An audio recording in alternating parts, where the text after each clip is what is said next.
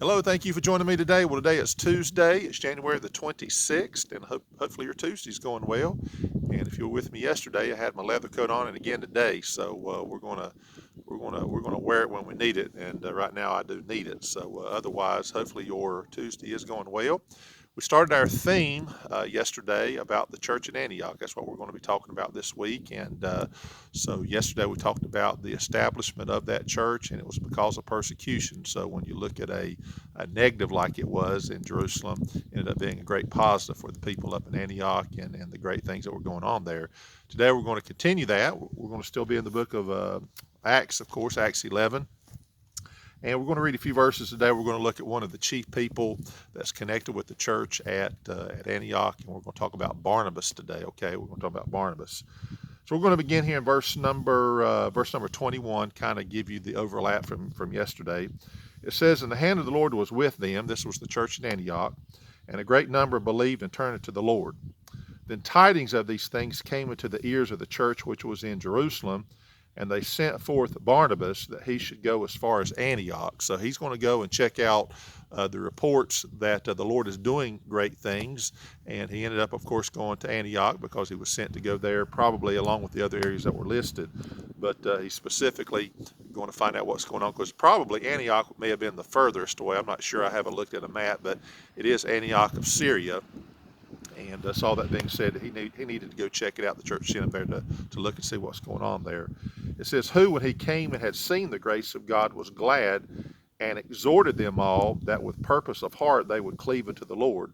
For he was a good man and full of the Holy Ghost and of faith, and much people was added unto the Lord." So we're going to talk about Barnabas and his influence there at the church. So naturally, what ends up happening, the people in Jerusalem start to hear these reports that God is doing something up in Antioch.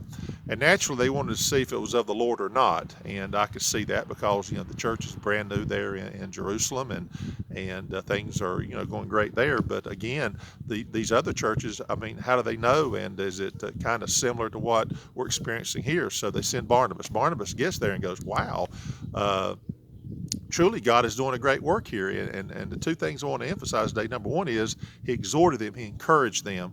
When Barnabas went there, he says, "Look, you're doing a great work, just like what's going on in Jerusalem." And of course, many of these people had been scattered there, and then of course I'm sure there was converts. So he basically says, I'm excited about what's going on here, and I think the Lord's doing a great work through you. And that encouraged them. And because of that encouragement, and because of Barnabas being there, notice what it said, number two, to add to what we want to give you today. It says, "For he was a good man and full of the Holy Ghost and of faith, and much people was added to the Lord." So because of Barnabas being there, his encouragement and him being there, then basically what was happening is then even greater things were happening. And I think that's wonderful. So, God sent Barnabas there so that they would be encouraged. And of course, Barnabas was kind of, when he would go back, of course, back to Jerusalem, he's going to kind of give the approval there, so to speak, and say, "Man, what I saw there is great." And like what we're doing here, winning people to the Lord, the church is growing. That's exactly what's happening in Antioch, and it's a wonderful thing. And by the fact that Barnabas being there and encouraging those people, imagine how probably they were encouraged just to see him, just to say, "Wow, Barnabas, a face we know, and it's good to see you." And of course, Barnabas being there caused even more people to be added to the Lord. So that's how it works. Encouragement and him being there with them, and I think that's a great thing. So that's kind of what I just want to add today, is the fact that where God's doing a great work, God can encourage you to keep it up and to do even greater works. And that's what we've got to do today. We've got to be encouraged that the Lord is working in our midst, and so that more people can be added to the Lord, and that's what it's all about today. So that's really all I wanted to say today. We're going to build on this as we talk about another important person that ends up in Antioch. And I know if you know the Bible at all, you probably know what I'm talking about. But I think it's one of the important things about the church in Antioch we're going to really talk about tomorrow. But the great thing is they were there. They ended up there because of the persecution.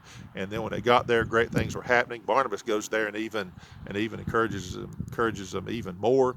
And of course, by the fact he's even there, even greater things are happening. So that's just a wonderful thing. That's the way it should work. So we hope your Tuesday goes well. We'll see you tomorrow as we add to this and learn a little bit more about the church in Antioch. And we hope you have a great day.